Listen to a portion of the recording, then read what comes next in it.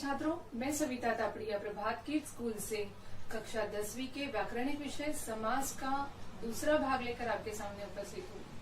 छात्रों, पिछली तासिका में हमने समास की परिभाषा को समझा तथा ये जाना कि समास के 6 प्रकार है। तत्पुरुष समास, अव्ययी भाव समास, कर्मधारय समास, द्वंद्व समास, द्विगु समास और बहुव्रीहि समास। छात्रों, पिछली तासिका में हमने 3 प्रकार देखे, अव्ययी भाव समास, तत्पुरुष समास और कर्मधारय समास। इसे उदाहरणों के माध्यम से समझा। आज की तासिका में हम अगले 3 प्रकारों को समझने जा रहे हैं, जो है द्विगु समास, द्वंद्व समास और बहुव्रीहि समास। तो चलिए समझते हैं। छात्रों, अगला प्रकार है द्विगु समास। यह एक बहुत ही आसान प्रकार है जो पहचानने में तथा विग्रह करने में दोनों में ही बहुत आसान है। समस्त पद जो होता है इसका वह संख्यावाचक होता है। आपको संख्या दिखाई देगी आपको समस्त पद में। इसका जो पूर्व पद होगा हमेशा संख्यावाचक होगा, ये बात ध्यान रखिए। अब संख्यावाचक मतलब क्या? तो 2, 3, 4, 5 इस तरह से संख्याओं का, एक के अलावा कोई भी संख्या वहां पर हो सकती है, ये बात आप ध्यान रखेंगे। कुछ उदाहरण यहाँ दिए गए हैं। 2 पहर, 2 पहरों का समूह। इसका विग्रह करते समय 2 ही शब्दों का प्रयोग किया जाता है। एक है समूह और दूसरा है समाहार। त्रिलोक, 3 लोकों का समाहार, अर्थात जिसमें 3 लोक समाये हुए हैं, ऐसे त्रिलोक। तिरंगा, 3 रंगों का समूह, 3 रंगों का समूह वाला हमारा झंडा है। अगर हम इसे इस तरह कहते हैं तो थोड़ा अटपटा सा लगता है। उसकी जगह हम कहते हैं कि तिरंगा हमारा झंडा है, तो यह ज़्यादा अच्छा लगता है। उसी तरह से दुअत्री, पंचतंत्र, पंजाब, 5 नदियों का समूह, 5 आबों का समूह है ना। पंचरत्न, नवरात्रि, दशानन, 10 आननों का समूह है ना। अनेकों उदाहरण आपको द्विगु समास के देखने को मिलते हैं। इसे पहचानना अत्यंत आसान है क्योंकि यह संख्यावाचक होते हैं। इसमें संख्या नजर आती है। जैसे ही आपको संख्या नजर आती है, आप द्विगु समास के अंतर्गत समूह या समाहार शब्द का प्रयोग करके उसका विग्रह बड़ी आसानी से कर सकोगे। छात्रों, अगला प्रकार है द्वंद्व समास। द्वंद्व समास भी एक बहुत आसान समास है जिसको पहचानना और विग्रह करना दोनों ही अत्यंत सरल है। तो जिस समास में दोनों पद प्रधान होते हैं, इसके दोनों पद हमने तत्पुरुष में देखा कि एक पद प्रधान होता है, एक पद गौण होता है। कर्मधारय में देखा एक पद प्रधान होता है, एक पद गौण होता है। लेकिन द्वंद्व समास में दोनों ही पद प्रधान होते हैं। जैसे कि रात दिन, रात और दिन है ना। इसका विग्रह करते समय हम और, अथवा, या इन शब्दों का प्रयोग करते हैं। और समस्त पद में योजक चिन्ह लगा होता है, ये हमेशा आप ध्यान रखेंगे। ठीक है। रात दिन, रात और दिन, सुख दुख, सुख और दुख, दाल चावल, दाल और चावल, माता पिता, माता और पिता, भाई बहन, इस तरह के अनेकों उदाहरण जहाँ पर और, अथवा, या इन शब्दों का प्रयोग किया जा सकता है। इन योजक चिन्हों के माध्यम से बताया जा सकता है, उन्हें द्वंद्व समास के अंतर्गत रखा जा सकता है। अगला प्रकार है छात्रों बहुव्रीहि समास। यह समास का अंतिम प्रकार है।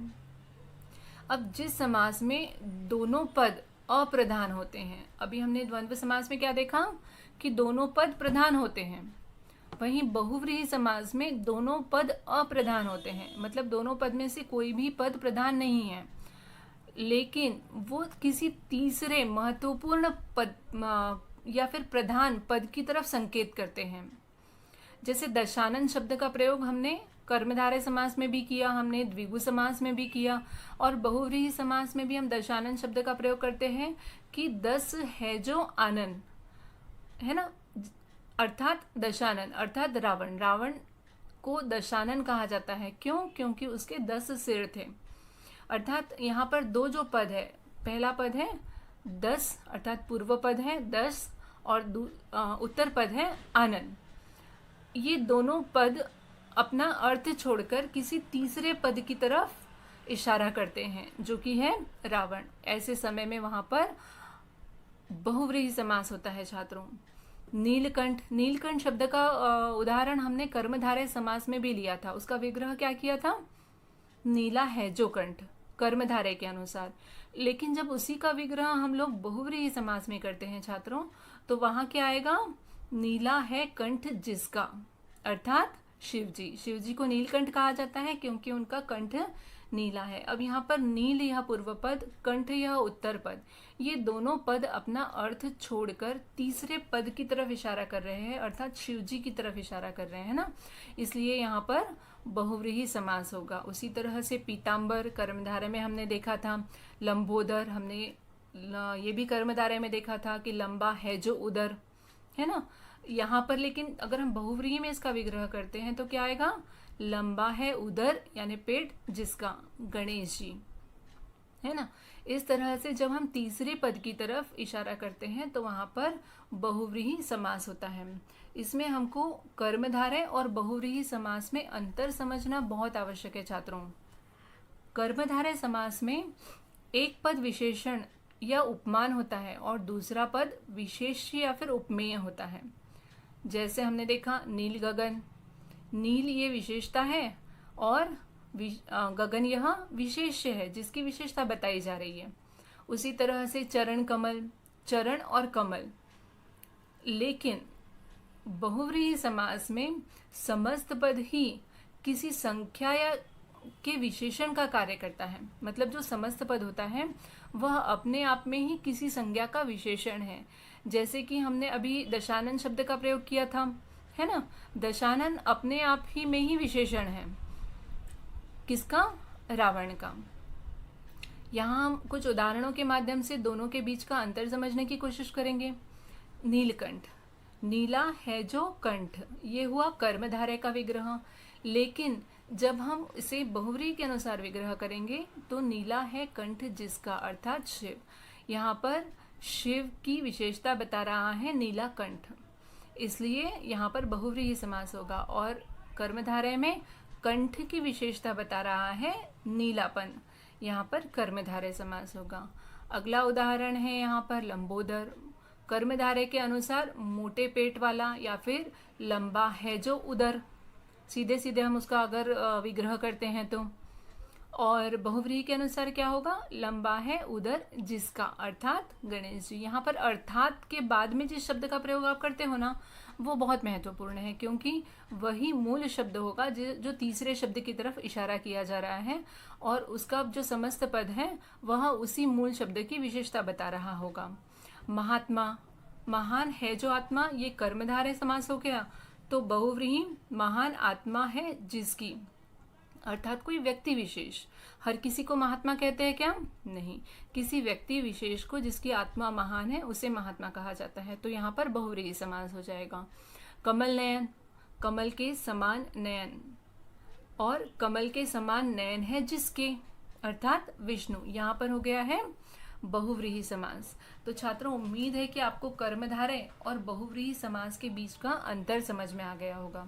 छात्रों केवल ये दो ही नहीं है जो समान शब्दों का विग्रह करते हैं, इसके अलावा एक और समास है द्विगु समास, जो कि बहुव्रीहि कर्मधारय के अनुसार ही उन शब्दों का विग्रह द्विगु समास में भी होता है। लेकिन द्विगु की विशेषता ये होती है कि यहाँ पर अंक महत्वपूर्ण होते हैं, मतलब संख्यावाचक विशेषण होना जरूरी है। जिस बहुव्रीहि समास में या जिस कर्मधारय समास में संख्यावाचक विशेषण आएगा उसका विग्रह द्विगु समास के अनुसार भी हो सकता है। ठीक है, अब विग्रह पर निर्भर करता है कि आप उस समास का प्रकार क्या लिखते हो।